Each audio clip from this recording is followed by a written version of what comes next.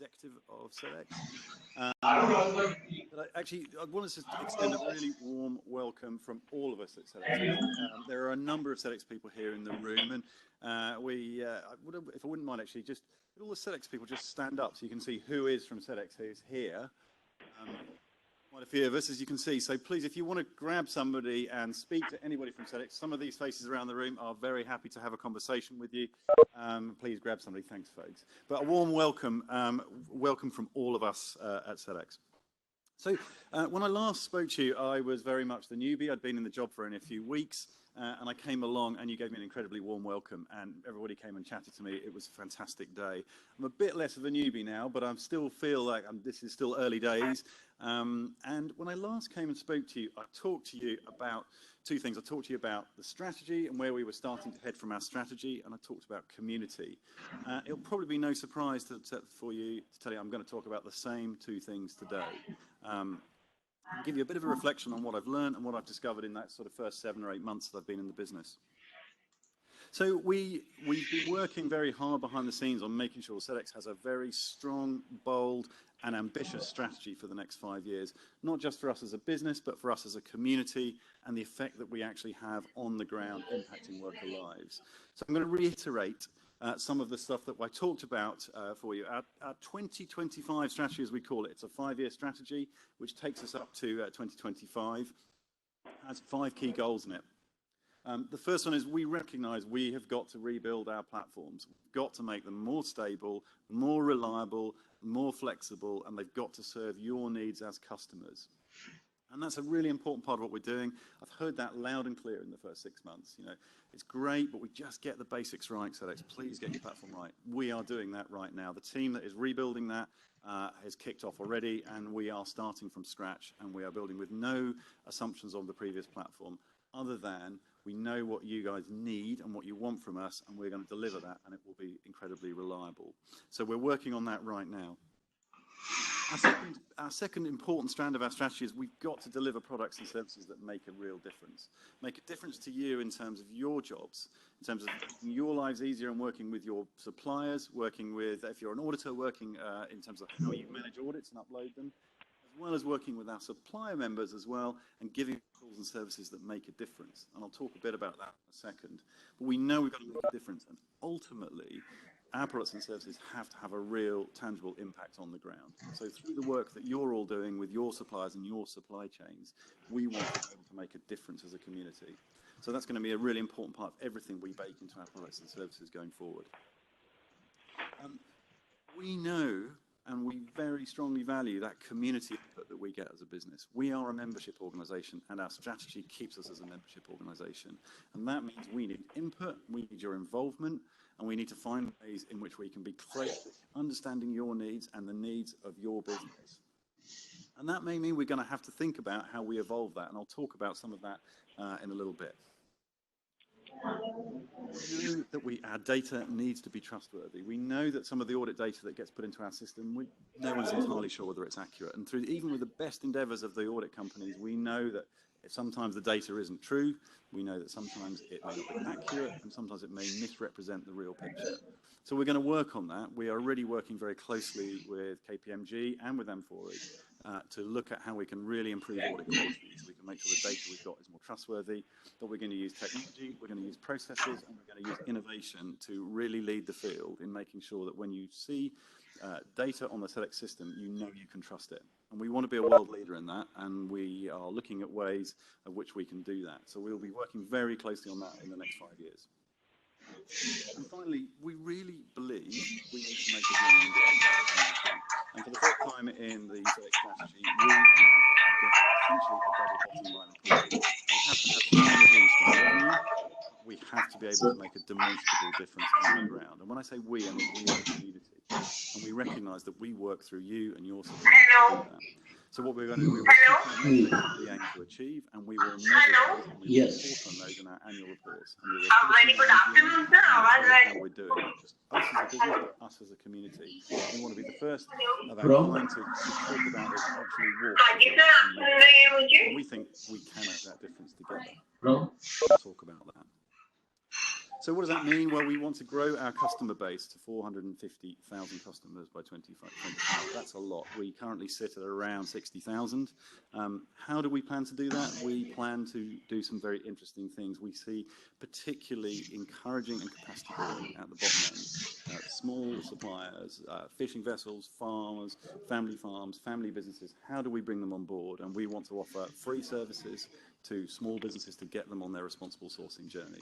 And we think that will significantly increase the number of suppliers available to you, and we're going to provide tools and services that will allow them to be visible to you and allow them to work with you to help bring them on so that you have diversity in your supply chain, we can capacity build as a community, and we can be seen to really make a difference right across the supply chain.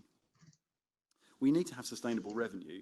At the moment, we, as you may know, Sedex has had sometimes a challenging history. We've bumped along the bottom. We've tried to keep costs down. We've tried to keep costs to you as low as possible, and we want to continue to do that. But we have to provide value, and we have to provide pricing, and we have to provide exciting tools and services that people want to buy. And that will lead to sustainable revenue for us as a business. So we plan to do that. We plan to make sure that we have a business that's sustainable for the next 15 years. We operate in a competitive environment now. We didn't when we started, and we have competitors. And we need to make sure that our products and services are competitive, both in terms of price, but also in terms of value. So we'll be working and looking at that commercially and making sure that we are delivering services that are exciting and people want to buy. And finally, we want to affect 150 million lives in 5 years. We currently estimate that through you and through the work that you do, the Sedex community as a whole affects around 30 million lives. That's 30 million workers who work for a business who you have in some way, shape or form helped to influence. And we think that's an incredible statistic. We want to change that to 150 million. And we see doing that by increasing that supply base, by increasing the work, helping you to work with a broader and more diverse supply chain and making that difference on the ground. And we want to measure that, and we want to celebrate that as a community. So it's a very important part of our strategy, and we will report on that as part of what we do. So that's our strategy in a nutshell. We'll take some questions on that in a minute. We'll give you more details once we'll be publishing, hopefully, a sort of summary of our strategy so you can see more detail behind what that means and a timescale, probably in the new year. We've just got some more sharp edges to sand off it, but we think it'll be ready for discussion by the community, hopefully in the new year. So we'll publish a short and condensed version. The full strategy is about 60 pages long. And clearly some of that is commercially confidential, but a lot of it is ready for discussion by this group and others, and we'll bring that to you so we can kind of pick that apart and you can have your say on a lot of it, and hopefully you'll find that very exciting. So back down to matters on the ground a little bit very quickly. We have been out and about. If you remember last time I sort of said I asked people the number of suppliers in the room to raise their hands, and I think we had one. One of the things I really strongly value is having input from both sides of our customer base and our membership. Bearing in mind by volume, something like 58,000 of our members are suppliers and about 1,500 are buyers. And how do we get that input? So we've been out talking to suppliers. We had the team out recently in India, we're looking out, and Bangladesh, looking at garment factories. We've got a team out there right now. And 2 weeks ago I was here. This is a city called Wuxi in Shenzhen province in China, and these guys on the production line are making quilts and duvets for Tesco's, and we wanted to go and see exactly what life was like from a supplier perspective. So we spent the day in the factory looking at some of the challenges they have and understanding how audits are really perceived on the floor. And not surprisingly, I was shown around a pretty good factory. It was clean, the workers were looked after, they were happy. I went and sat in the canteen with them. You could see, actually, it was a good factory. But what was really interesting was understanding what they saw about Sedex and what they felt about Sedex. And the thing that really, really struck me was 2 points. One, which will surprise none of you, was this. These are the 30 different audits that they have to go through every year. They have a team of 4 people dedicated purely to managing the audit workload. So, and you probably see here on the left, we've got Target's own specific standards there. We've got other people's standards. We've got all sorts of things. These aren't all social audits, but they have an incredibly large compliance workload. And they said, what can you do to help us with this? We are constantly having to win every contract. We are having to go through a compliance burden, and it's getting more and more costly for us. So that was a really significant challenge. But the interesting question that we asked them right at the end, and the killer question was, if you didn't have a buyer, a Sedex buyer requiring you to have a Sedex audit, would you stay with Sedex? And the answer was absolutely not. Now that's really tough when 50% of my customer base think that way in terms of by revenue, when they think actually you don't provide any extra value other than getting me a contract through a Sedex with a buyer. And we have to change that conversation if we're to have a real impact. Because the moment they drop off the Sedex platform, I don't know what's happening to those workers' rights. I don't know whether they're still treating the workers the same way. I don't know whether they're still living the beliefs of the audit standard that we all have helped build. So if we lose touch with those suppliers, we can't keep them in that journey. We can't help them improve. It's harder to affect those lives. So my job is to think, well, how do we create products and services that actually deliver for these guys such that actually they see us as a value to them. They see the Sedex platform, even if it's a small amount of money, worth staying on and carrying on. So you can see some of those challenges that we're going to have to focus on. The next big challenge for us is very definitely is these folk. These are small fishing vessels around the world who supply some of the big retailers. And I was talking to Bas van den Brink, who is the ethical sourcing manager for Intersnack. Intersnack provide nuts, crisps, snacks, and most of the major retailers. And he was talking about prawn crackers. And it turns out, I didn't know this, but Marks & Spencer's prawn crackers have real prawns in them. And in order to source the prawns, because it's very important they're sustainable, he has to find fishing grounds around the world that have sustainable stocks of small shrimp that go into the crackers. And he described the journey to visit one. And he said, I flew on a major international airline to a hub. I then flew on a regional flight to a small airport. From there, I then took a seaplane, which flew me for 2 hours, and then we landed at a beach, and then we took a boat, and we finally arrived at the village where we saw something like 50% of the prawns for M&S prawn crackers. And I thought it was a really interesting story because I think it's directly relevant to us, is how do we make sure that those prawn fishermen all the way on the other side of the world, where they probably don't even have a mobile signal, have access to our tools and services, because they are providing shrimp for Marks & Spencer's. And Marks & Spencer's absolutely rightly want to understand, is that shrimp being sourced responsibly? Are they using child labour? Are they treating their workers properly, and are they paying them properly? So how do we create products and services that work for these guys out in the middle of the South China Sea or wherever else they are? And that's a big challenge for us, and that's one of the challenges our strategy is going to have to face. If we're going to add value to people, we have to provide them tools that work in their native languages, potentially on a ropey old mobile phone that actually provides some value. And that's a big challenge, and I don't underestimate that. But that's going to be a big part of how we think going forwards. So really interested to hear your input on some of these challenges over the coming months and understand how we can work with you to do that. But it's a really important part of our strategy and getting those 450,000 customers onto the platform and making that difference to 150 million lives. So lastly and finally, I just want to briefly talk about community. Lovely photo of Leah here, welcome. Community is a really important part of what we do, and the SSF is incredibly important to us, and hearing your feedback directly. What's going to be really critical as we go forward is how do we broaden that community? How do we make sure we're hearing as many voices as possible from around the world? And that means not just talking to buyers, it means talking to auditors, it means talking to buyer-supplier members, and it means also getting the input from suppliers. And when you're out on the ground talking to suppliers in China, in India, and I'll be in Delhi next week talking to suppliers out there, they see our world very differently. They see it through an incredibly different lens from us here in London. And I need to find a way of making sure that we hear their voice and their voice is coming in. And even meeting buyer members in Hong Kong, which I met last week, I met some of your staff out in Hong Kong, and they have a different view from the head office as well. So we have to bring all those stakeholder inputs in and try and find a solution that works for everybody and is really competitive and adds a lot of value. So next year we're going to be looking at the way we engage, and what I want to try and do is bring more engagement in, and that might mean changing a few things around. We're going to create a platform that allows you to engage with us directly through the platform. We're going to create electronic means that will allow you to engage with us more frequently and more regularly. We are going to be launching, hopefully, an early access program for our software, which will allow you to, for those of you who want to take part in looking at software before it gets released and helping us test it and helping us try it out, particularly the more innovative stuff, we'll be looking to bring you on board of that.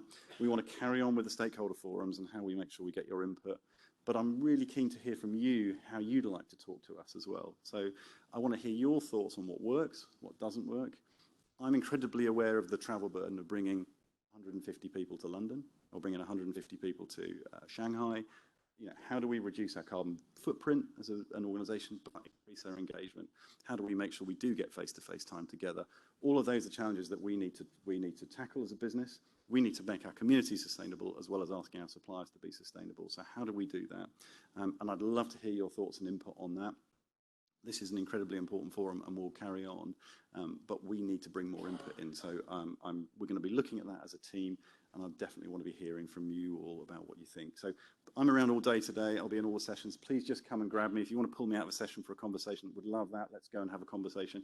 I want to hear from as many of you as possible. At the end of the day, I'll stick my email address up on screen so that if you want to email me directly for a conversation, I want to hear what you have to say about that and how we should go forward. So with that, I will shut up and invite a few folks to stage for just a few questions, if anybody's got some specific questions. If I could just ask Magali and Mark and Jess to join me up here.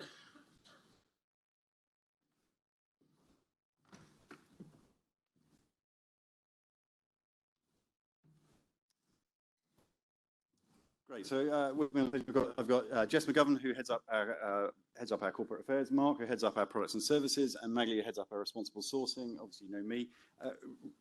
Really, any questions that you have for us right now you'd like answered at this point in the day, now's a great time. I think there's a mic for those on the webinar as well. Thank you. Hi, Jill Thorpe from a company called the Sourcing Team. How do you increase the buyers within the platform? Because without the buyers, it doesn't really drive very well with the supply chain. So we've worked with the platform for many years, and we get the same feedback from many of our suppliers that not everyone's asking for the audits, and therefore why do they have to spend the money on SMETA audits, etc. Okay, well, I'll start and then I'll hand over to Mark. So we absolutely recognise the importance of our buyer members on our platform, and we know that for the vast usage of our platform is through buyer members, and we will be completely recrafting the platform to make it as easy to use as possible, much more reliable, many more features to help you.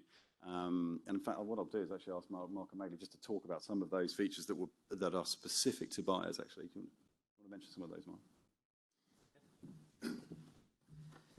I mean, I guess the core of it, and you'll hear lots more during the course of today, but what we need to do is to make sure that the buyers are armed with the right sort of tools and information to be able to share with their suppliers and to be able to educate their suppliers and to provide that information so that it becomes beyond audit. So, of course, where Sedex's heart is all about making sure we have great either self-assessed or third-party information, we need to be providing the educational tools, training, support, local services, face-to-face briefings, webinar series, in-country conferences, to be able to allow the buyers to fully engage their suppliers at a local level. So I guess that's one of the kind of core areas. I guess we could list a lot of things on, but that's probably one of the core elements that I think will help buyers to be able to engage more with their suppliers and educate them as to why they should take a responsible business approach.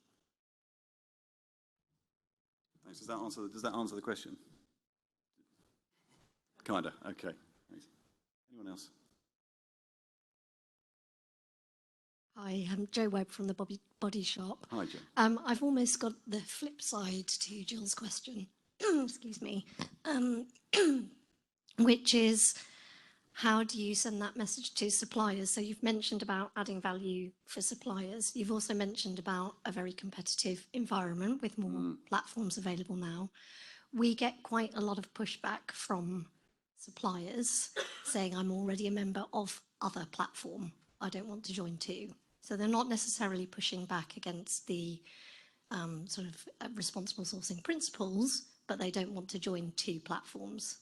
So we've got the message internally, but we do get pushback with suppliers, and we're struggling to sort of leverage. Understood. Yeah. Okay. So there's two things that I think there's two ways to answer that question, actually, and the sort of parallel answers. Number one is we know we've got to provide suppliers, and we've heard this from the suppliers we talk to. We need to provide them with help. We need to provide them with more than just fill this audit in, please, essentially. And we said, would us helping you do work with some essentially consultancy to you, helping you, we're very aware that we have a role to play as a kind of gatekeeper of information, but also we can help. We have a fantastic team of expertise, and they said we would love some of that help. So that's number one.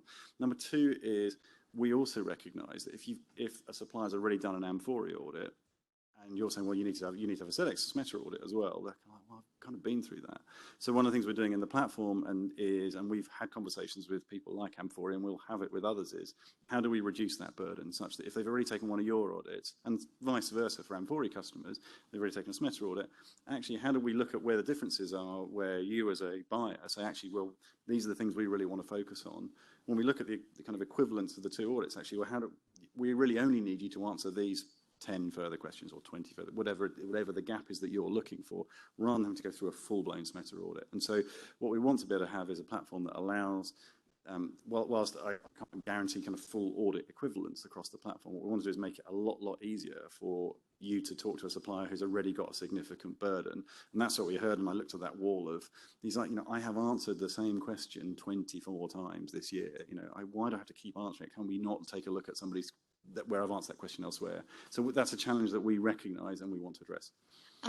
If I could just add, I think the competitor I'm talking about specifically isn't taking an audit level approach. Okay. So although I think that is really important, yeah, that we minimise the audit burden, it's also where there's a different sort of supplier transparency approach that I think there's some support that's needed for suppliers as well. Exactly, and I think we recognise that Sedex was set up to reduce complexity and reduce duplication for suppliers. Now, when we were the only game in town, that was relatively straightforward. Of course, in a competitive environment where people are choosing other competitors, we've essentially ended up back in a situation where there are multiple ways of finding out the same information. So that is something that the product services team and responsible sourcing team are looking at really seriously, about how do we get back to that original principle, so that actually you want to be on the Sedex platform because we're the one that makes it easy.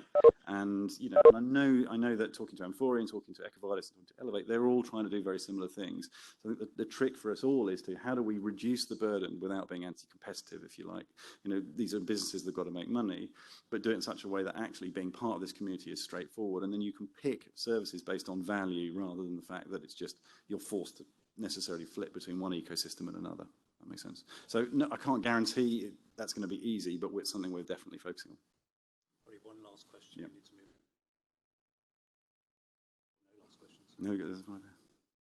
Hi, the company I work for actually sits in the middle, so we do buying and supplying as well. I was just quite curious to know where you're struggling with engagement, in what countries, and what that looks like. Okay, we are definitely struggling with, I say struggling, we recognise the challenge of getting engagement, particularly in Southeast Asia and with Southeast Asian suppliers. It's a long way away. Language is a significant barrier. Understanding the world through their viewpoint and getting their view into this ecosystem can sometimes be challenging, and that's why we've got a team out there now. I was out there last week. We're back out there in 2 weeks' time, trying to get input. But I think it's a long road to getting. Firstly, time zone wise, right now, if we wanted to have them in this, it's 5 o'clock in the afternoon over in China. How do we get them involved in these kind of things? And if language is a barrier and on the end of a long line, it can be really hard to take part in this and get that engagement. So we've got to that's why I say we've got to think about how we get the engagement. It may not necessarily be inviting them all into a face-to-face meeting here in London. So the question is how we do that. But I think certainly we find Southeast Asia quite challenging to engage with. We do have, as you probably know, 6 regional offices, and we have folk in territory trying to get engagement out there. It's tough and it's expensive to do as well. We are a small business, and we've got to try and work out the best way of getting that engagement. Have you got thoughts on that?